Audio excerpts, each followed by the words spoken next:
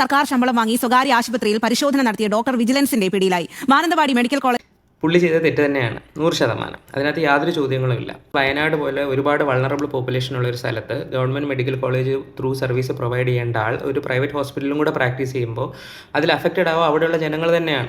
പ്രൈവറ്റിൽ കണ്ടാൽ പെട്ടെന്ന് ട്രീറ്റ്മെൻറ്റ് കിട്ടാം, പ്രിഫറൻഷ്യൽ ട്രീറ്റ്മെൻറ്റ് കിട്ടാം, ഫിനാൻഷ്യലി ഇവർ ടേക്കൻ അഡ്വാൻറ്റേജ് ഓഫ് ആകാം. ഇതെല്ലാം ശരിയാണ്. പക്ഷേ എന്തുകൊണ്ട് ഇയാൾ ഇങ്ങനെ ചെയ്തു അത് ന്യായീകരിക്കുകയല്ല. ഈ വയനാട്ടിൽ തന്നെ ഈ കാർഡിയോതൊറാസിക് സർജറി വിഭാഗം തുടങ്ങിയിട്ട് 7 മാസമായതേ ഉള്ളൂ. നമ്മുടെ പഴയ ഹെൽത്ത് മിനിസ്റ്ററിൻ്റെ ഫേസ്ബുക്കിൽ ഇപ്പോഴും ആ പോസ്റ്റ് കിടപ്പുണ്ട്.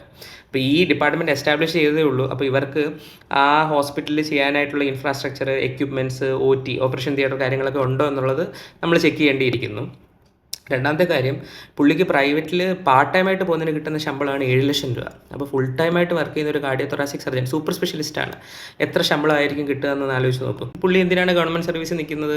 പ്രൈവറ്റിൽ പൊക്കൂടെ എന്നുള്ളതാണ് ചോദ്യം. ഡെഫിനറ്റ്ലി അങ്ങനെ തന്നെ ചെയ്യണം. അപ്പോൾ ഞാൻ തിരിച്ചു ചോദിക്കുന്ന ഇതാണ്, എല്ലാ സൂപ്പർ സ്പെഷ്യലിസ്റ്റുകളും അങ്ങനെ ചിന്തിക്കാൻ തുടങ്ങിയാൽ നമ്മൾ എന്ത് ചെയ്യും? നമ്മുടെ ഗവൺമെൻറ് കോളേജിലും ഡോക്ടേഴ്സ് വേണ്ടേ? സേവന മനോഭാവത്തോടു കൂടി വർക്ക് ചെയ്യുന്ന എത്ര ഡോക്ടേഴ്സ് കാണും? സേവന മനോഭാവം മാത്രമായി വർക്ക് ചെയ്യുന്നവർ, പൈസയെ വേണ്ട എന്നുള്ള രീതിയിൽ വർക്ക് ചെയ്യുന്ന ചിന്തിക്കുന്ന ഡോക്ടേഴ്സ് എത്ര പേര് കാണും? ഇതിനൊരു മിഡിൽ ഗ്രൗണ്ട് കണ്ടെത്തിക്കൂടെ എന്നുള്ളത്. ഇപ്പോൾ പുറം രാജ്യങ്ങളിലൊക്കെ ഇങ്ങനെ ഗവൺമെൻറ് സർവീസിലുള്ളവർക്കും പാർട്ട് ടൈമായിട്ട് വർക്ക് ചെയ്യാനുള്ള ഓപ്ഷൻ ഉണ്ട്.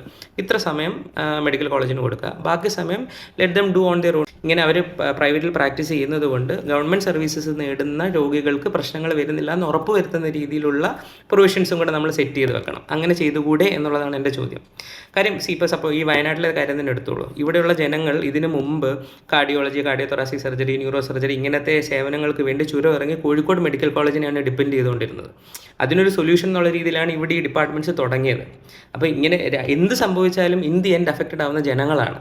അപ്പം we should find a solution where every one benefits and in the end ഏറ്റവും ബെനിഫിറ്റ് ജനങ്ങൾക്ക് കിട്ടുന്ന രീതിയിൽ.